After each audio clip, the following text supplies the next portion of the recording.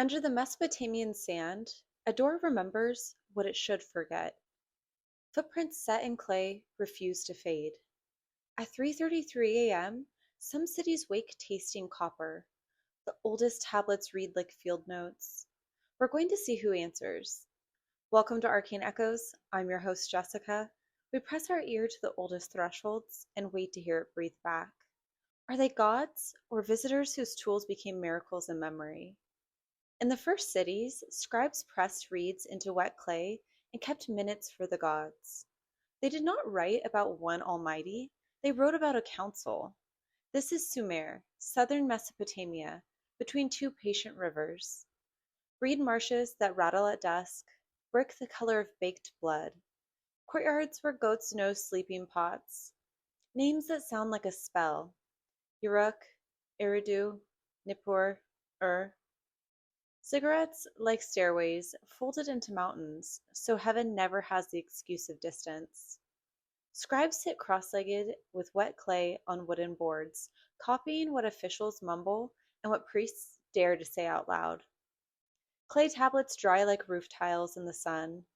When they're ready, a boy stacks them in rows, the way gardeners stack onions, each with a faint, cooked earth smell. On those tablets, a small star sign, Dingir, stands before a god's name.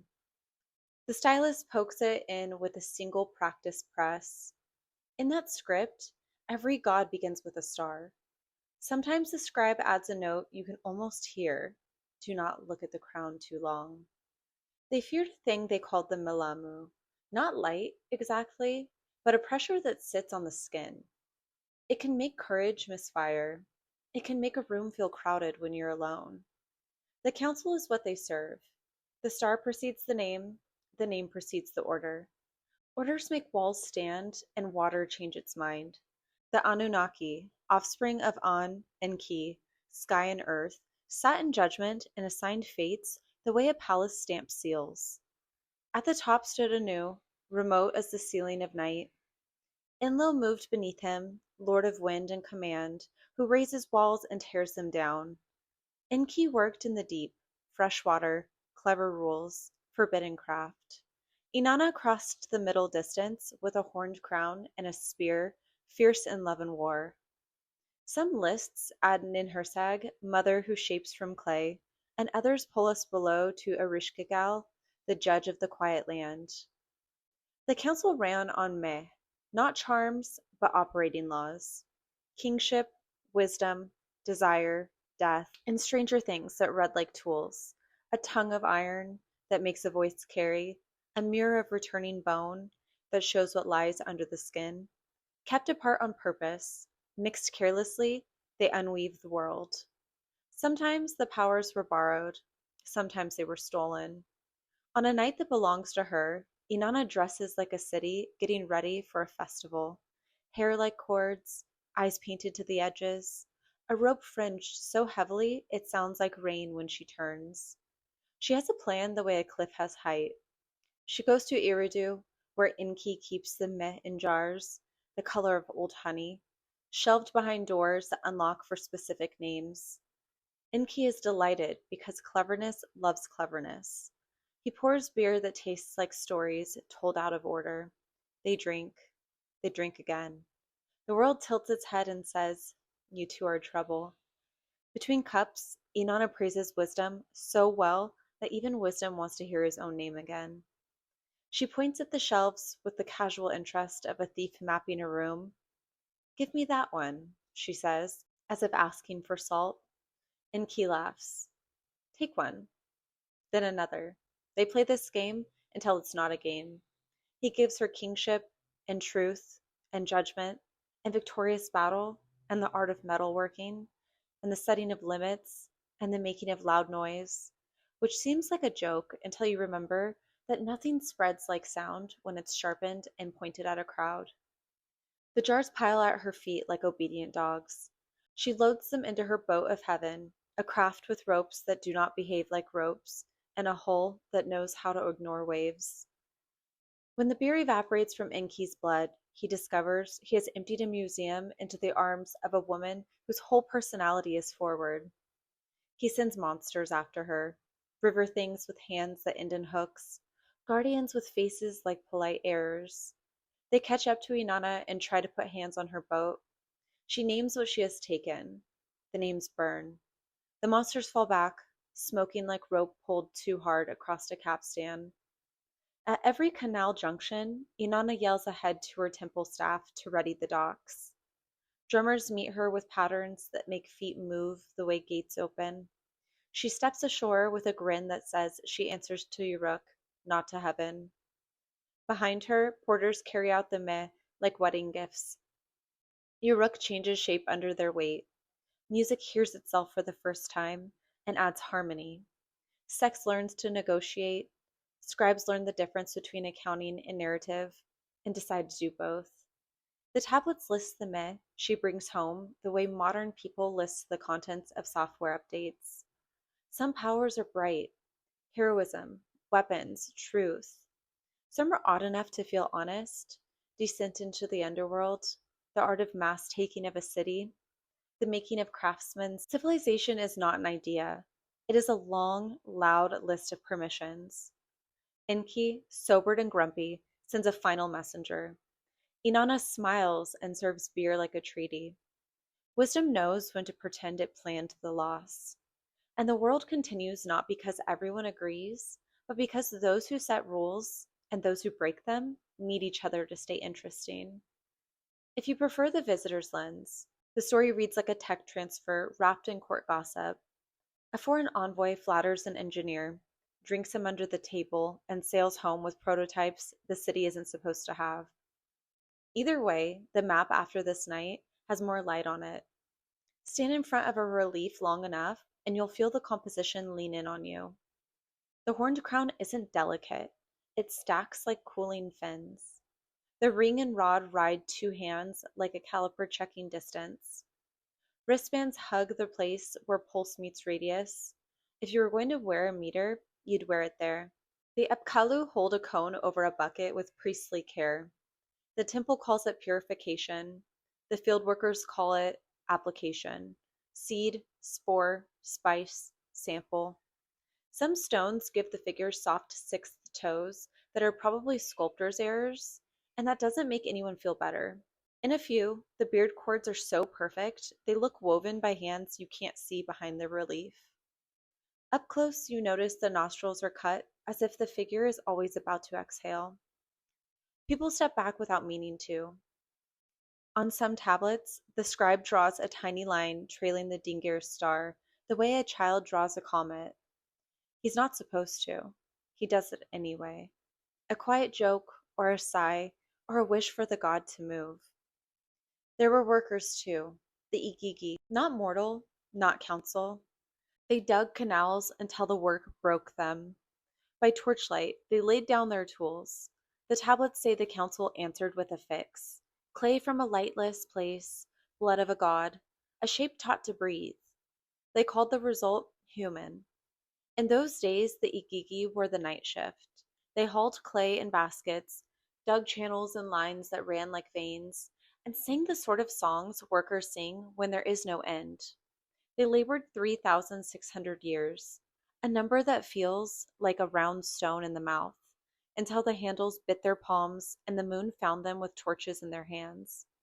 They surrounded Enlil's house. The Windlord's threshold smelled like cedar and new rope. "We have burned our spades," they said.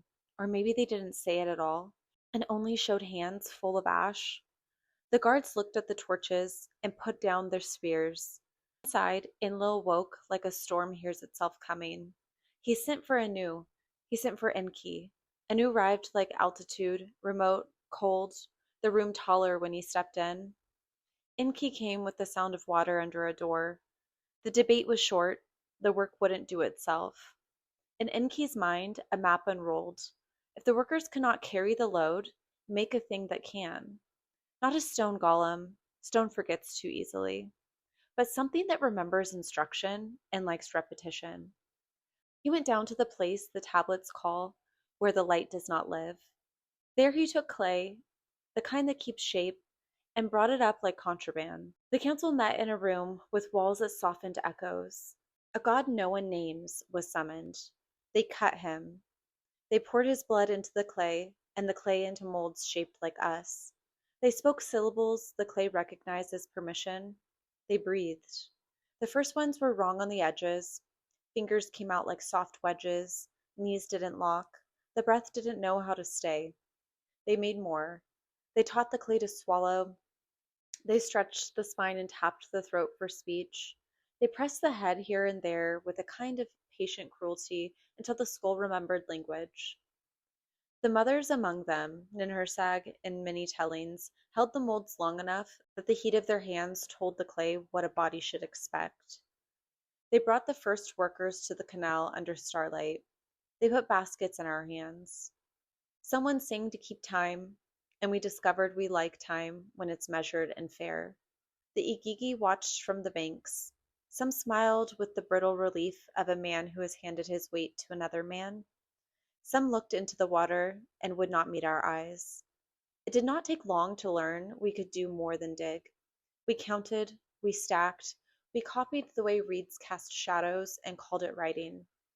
A supervisor noticed a worker staring at the sky longer than a worker should, and said the name of Enlil under his breath, like an apology to management. Another worker dipped a finger in the canal and drew small triangles in the mud, one after another, till the shore hardened into a line of suniform no one had asked for. Order became custom, custom hardened into law. The law sat on a stool near the gate and watched who came and went. When a man was lazy, the law looked at him the way the sun does when you are in the wrong field. When a man was good at stacking bricks into straight lines, the law allowed the line to go on. Then the noise problem. Humans multiply. That is our trick. We make more of what we are. Our voices stacked like reeds along the river until the nights felt crowded even to gods. Enlil disliked the noise and did what managers do when they don't feel heard. He reached for a policy. The first policy was hunger. The second was drought. The third was disease. Enki watched each arrive and slipped workarounds into the cracks. A reed canoe here, a whisper through a wall there, a recipe for broth that breaks fever. When that did not equal silence, a larger policy was signed. Reset. The flood in this telling is not anger, it is logistics. Enki cheats again, if warning a good man is cheating. He speaks to a wall that does not answer, because walls are very good at keeping secrets. Atrahasis hears through the wall. He learns the size of a boat by the size of a room that will soon be sea. He packs seed and animals and the idea of civilization into a hold. When the water comes, it erases lines clean enough that later scholars will mistake the absence for mercy. After the water, kingship is lowered from heaven. It arrives like a tool handed down a ladder. You can believe in gods or managers. The choreography is the same. Someone gives someone else permission to keep history again. The first order after a reset is always a calendar. That is the orthodox telling. But the edges keep asking a simple question. Did farmers and kings describe engineers with the only language they had? If the Igigi refused the mines, did someone hire up manufacturer workforce to take their place? One popular version stacks the pieces neatly. A distant world, Nibiru, in trouble. An atmospheric fix that needs gold. An expedition to young Earth.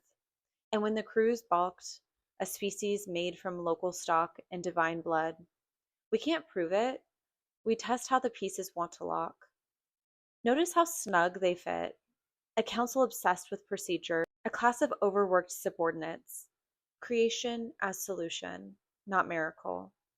A flood like a project reset, and us, a species that cannot stop gilding crowns, throats, and altars.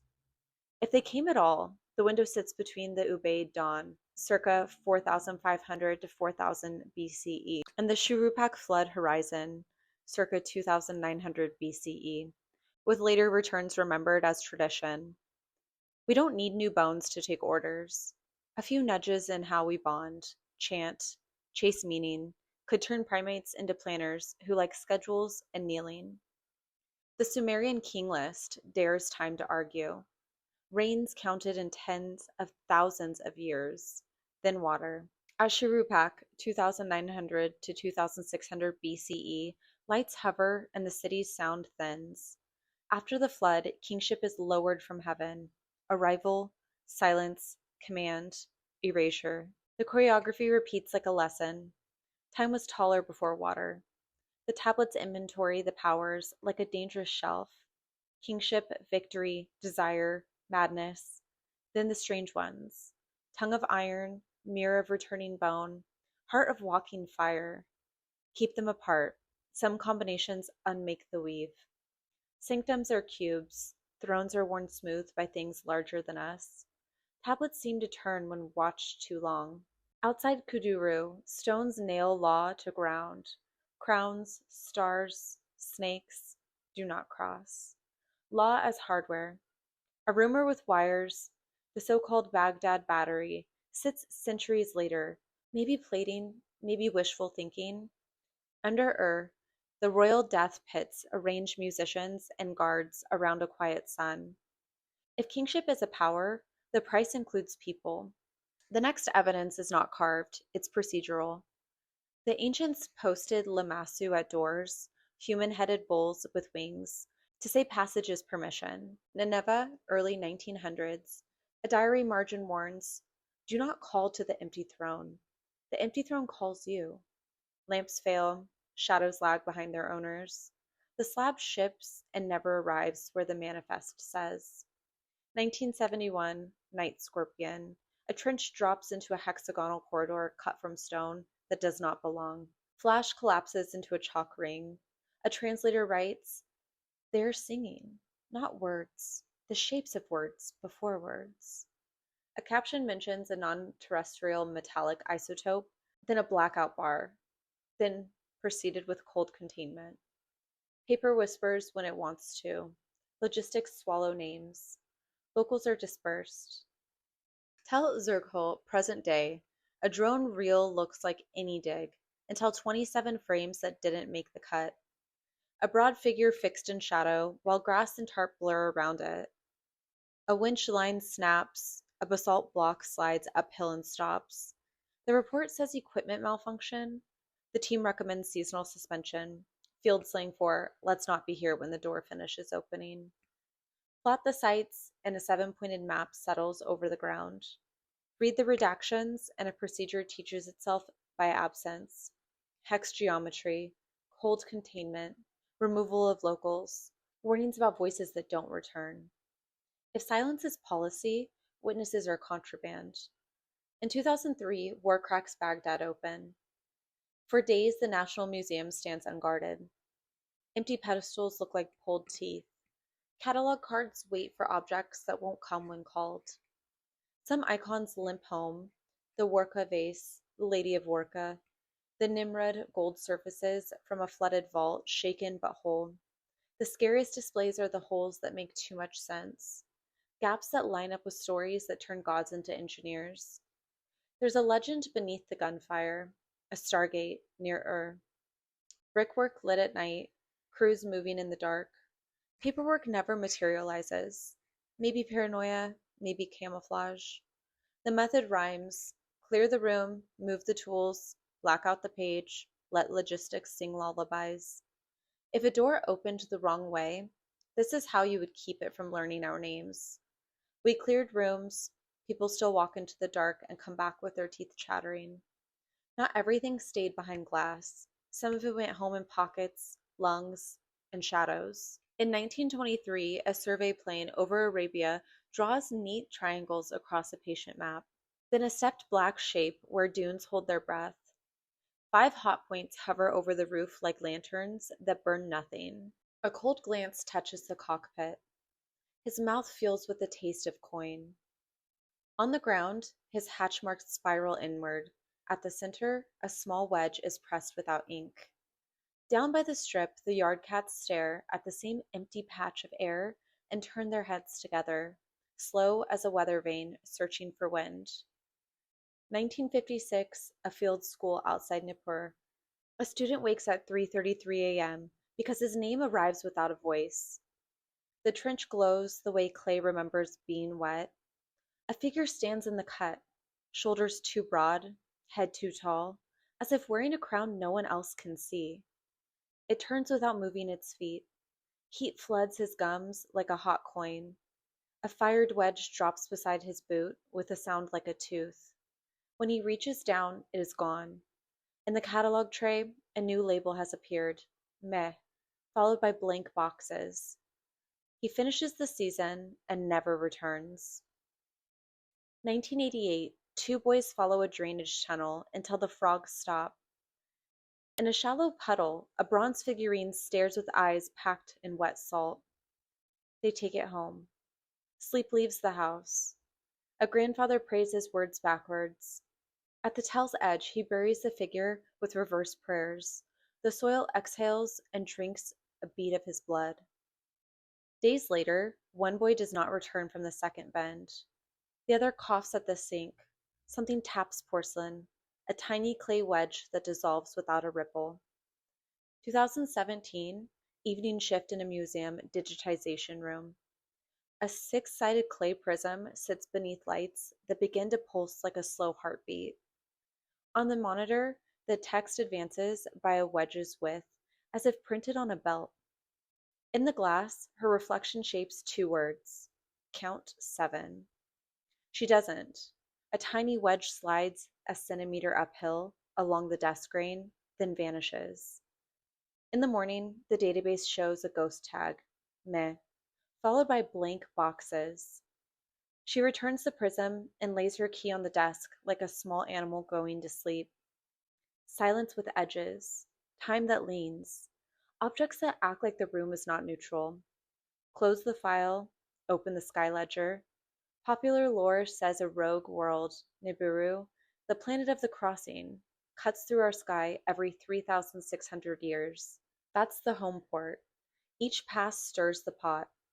Visitors come, tune a workforce to dig gold for an atmospheric fix, leave a schedule in our myths, and vanish while governments look away. Believe it or not, the engine here isn't catastrophe, it's returns. Windows when attention and sky line up, and old hinges remember how to move. Radio arrays listening at 1,420 megahertz, the hydrogen line, collect folklore engineers hate to print. In one file, a 60-odd second burst stood on the waterfall like stacked wedges, then sat down when nobody called its name. Logged as probably nothing, remembered by everyone who was there. There's a note around 19 hertz, your ears don't hear, but your body does. Pipe organs brush it, vent shafts stumble into it. Some rooms keep it like a breath they refuse to release. People swallow hard, the edges of time go soft. A voice almost arrives. The ancients kept ledgers too. The Venus tablet of Amisaduka in the 17th century BCE. Mulapen in the 7th. Cycles tracked with accountant patience. Not doomsday, returns. Same sky coming back on schedule, like quiet fingers on an old hinge. If someone tuned us, they didn't need new bones. They could slide dimmers. Our genome is freckled with old viral notes, endogenous retroviruses, that exact courier you'd use to edit without a factory. Not proof, opportunity. A worship tweak travels better than statues. From the stones, tall, still figures with tiered horned crowns, heavy braided beards, fringed robes that hang like engineered textile. Attendants wear wristbands and carry a ring and rod. The Apkallu stand winged, one hand raising a pinecone-shaped tool, the other holding a small bucket. Two readings fit the same shapes. The horned crown is a rank made visible, or a pressure sealing headpiece rigid like stacked horns. The ring and rod are law and measure, or a calibrator and coil you hand to builders when distances must obey. Wristbands are regalia, or instruments worn where pulse meets skin. Cone and bucket are purification, or an applicator and reservoir to seed or sample life. The giants may be scale, not bone. The presence feels large, even if the skeleton doesn't. If they were gods, the tech taste is how authority feels in stone. If they were visitors, the god taste is how technology feels in a candlelit world. Cults now are small but loud. A Mesopotamian revival circle in Europe chants to Anu, Enlil, and Inanna by reconstructed moons. Stateside, occult orders stage ring and rod initiations. Online channels claim councils from a crossing world and sell talismans timed to 333. In basements, people read Sumerian syllables off printouts. Meters drift towards 19 hertz with no fan running. Cats refuse the stairwell. Phone clocks and footage disagree by exactly a minute no one remembers living. Some groups borrow the cuneiform star before names in their roles, just like the tablets, so the roster reads like a sky. Why gold? Sky fix, atom thin mirrors, bright and stable. Earth fix, inert, scarce, untarnishing, perfect money. Both can be true. Useful here, mythic there. And the idea we can't prove, but can't stop circling, if a species designed us for a shift, it might select for ritual hunger, a tilt in the wiring that makes hierarchy feel like home. Call it legacy code, it builds empires. It also builds obedient miners. Myths don't retire, they rebrand. Early pulp loved stepped towers and horned crowns. Today it's subtler, logos picking hexagons, fashion returning to crown geometry, game engines with unused sprite sheets labeled Anu Vessel that testers swear crash at 333 if you load them wrong.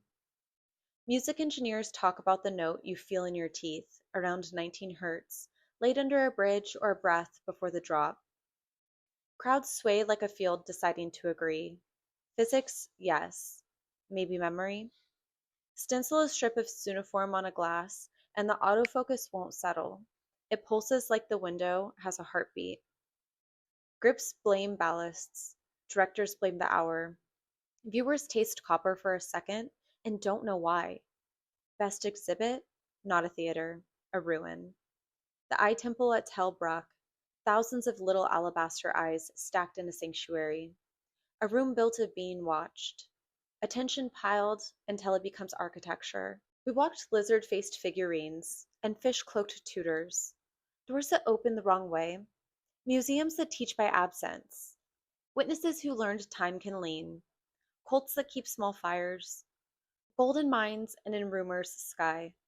Whether the Anunnaki are gods, engineers, or the pressure our attention exerts on the dark, one thing holds.